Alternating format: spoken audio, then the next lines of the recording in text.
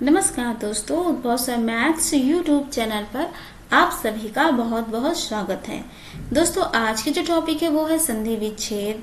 और जैसा कि आप सभी जानते हैं, आप सभी के लिए डेली जीएस के क्वेश्चंस और हिंदी के इम्पोर्टेंट क्वेश्चंस अब डेली वीडियो अपलोड की जा रही है। और साथ में ही गोविंद सर की मैथ्स की क्लास लाइव शुरू हो चुकी है। तो आप सभी उद्भव सर मैथ्स यूट्यूब चैनल के साथ जुड़े रहिए अपने बेहतर भविष्य के लिए। तो आइए हम आज शुरू करते हैं संधि विच्छेद के बारे में। तो देखिए, पहला प्रश्न क्या है। दो वर्णों के मेल से होने वाले विकार को कहते हैं ए संधि, बी समास, सी उपसर्ग, डी प्रत्यय। तो इसका जो आंसर है वो है आपका ए संधि।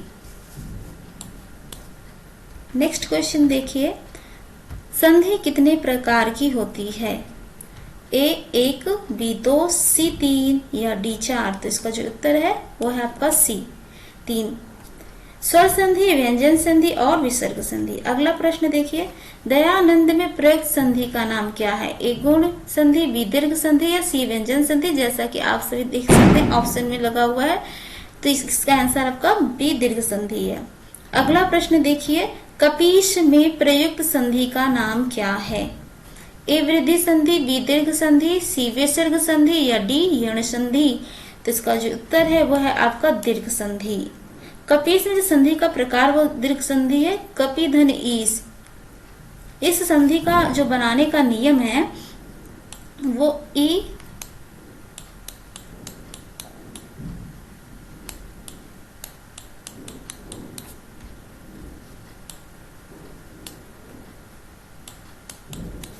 इस प्रकार से बना हुआ है, इसलिए कपीस इसका हो जाएगा।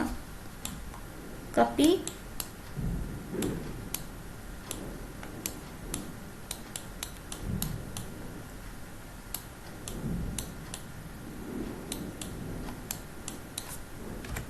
अगला प्रश्न देखिए, सदैव में प्रयुक्त संधि का नाम बताइए। ए व्यंजन, बी स्वर, सी विसर्ग या डी इनमें से कोई नहीं। इसका उत्तर है स्वर। दो स्वरों के मेल से होने वाले विकार यानी परिवर्तन को स्वर संधि कहते हैं। अगला प्रश्न देखिए, इनमें कौन स्वर संधि का उदाहरण है।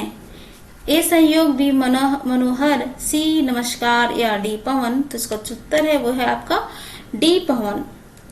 स्वर जो संधि होती है उसके 5 भेद होते हैं। दीर्घ संधि, गुण संधि, वृद्धि संधि, यण संधि तथा अयादि संधि। निम्न में से कौन सा शब्द वृद्धि संधि का उदाहरण नहीं है।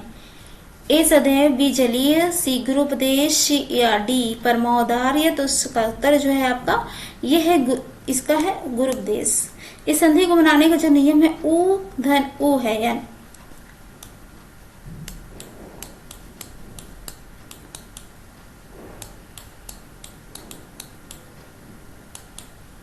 इसका बनाने का नियम ये है। ये ग्रुप जो संधि का प्रकार क्या है वो है आपका दीर्घ संधि का। निम्न में से दीर्घ संधि युक्त पद कौन सा है। ए महर्षि, बी देवेंद्र, सी सूर्योदय या डी दैत्यारी। तो इसका जो उत्तर है वो आपका दैत्यारी है। दैत्यारी में संधि का जो प्रकार है वो है आपका दीर्घ संधि। अगला प्रश्न देखिए, पवित्र में प्रयुक्त संधि का नाम। ए यण, बी गुण, सी अयादि, डी वृद्धि संधि। तो इसका उत्तर आपका सी अयादि संधि। प्रश्न संख्या 10, इत्यादि का सही संधि विच्छेद है। इति धन यादि, बी इति धन यादि या सी इति धन आदि या डी इति धन आदि। तो इसका जो करेक्ट आंसर है वो आपका डी है। डी है इति धन आदि। ये इत्यादि जो है आपका यण संधि का उदाहरण है। अगला प्रश्न है, निरर्थक का सही संधि विच्छेद। निर्धन अर्थक, बी निरह धन अर्थक या सी निह धन अर्थक या डी निराधन अर्थक। तो इसका जो उत्तर है आपका वो है सी। ये एक विसर्ग संधि है। अगला प्रश्न देखिए, धरेश का सही संधि विच्छेद। ए धराधन अश या बी धराधन ईश या सी धराधन ईश या डी धराधन इस। तो इसका जो उत्तर है आपका वो है आपका सी धराधन ईश। निराशा का सही संधि विच्छेद बताइए। ए निराधन आशा, बी निर्धन आशा, या सी निधन आशा, या डी निरह धन आशा। तो इसका जो उत्तर है ये है आपका सी।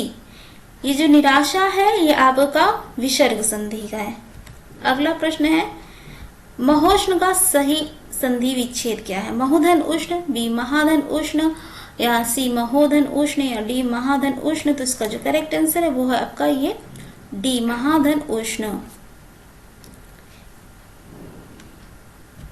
अगला प्रश्न देखिए आशीर्वाद का सही संधि विच्छेद है। आशीर धनवाद, बी दिन आसी धनवाद, या डी सी आसी धनवाद, या डी इनमें से कोई नहीं। तो इसका जो उत्तर है वो आपका बी आसी धनवाद। यह एक विसर्ग संधि है। अगला प्रश्न है महेश का सही संधि विच्छेद। ए महोधन ईश, बी महाधन ईश, सी महिधन ईश, या डी महिधन ईश। तो इसका जो उत्तर है आपका महाधन ईश।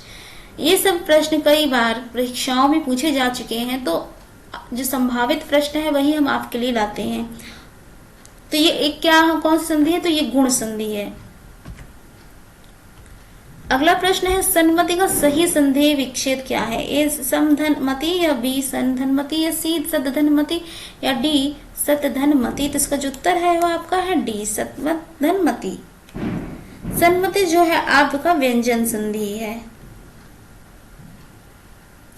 जब व्यंजन का व्यंजन से अथवा किसी स्वर से मेल होने पर जो परिवर्तन होता है उसे हम व्यंजन संधि कहते हैं। अगला प्रश्न देखिए अन्वय का सही संधि विच्छेद क्या है। अनुधन अय, बी अनुधन आय, या सी अनुधन अय, या डी अनुधन आय। तो इसका जो उत्तर है आपका है वो है ए अनुधन आय।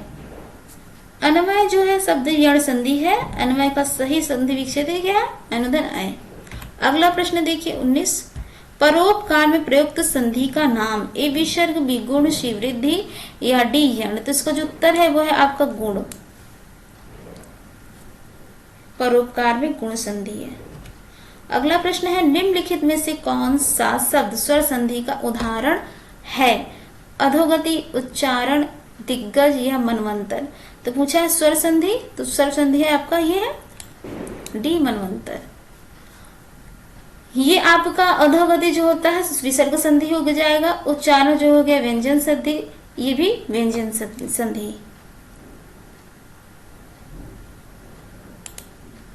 तो दोस्तों ये थे आज के 20 क्वेश्चंस। आप सभी को कैसे लगे आप जरूर बताइएगा। उद्भव सर मैथ्स यूट्यूब चैनल को सब्सक्राइब करना बिल्कुल भी ना भूलें।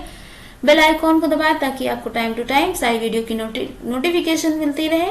लाइक, शेयर एंड कमेंट करना बिल्कुल भी ना भूलिएगा। Thanks for watching. जय हिंद, जय भारत।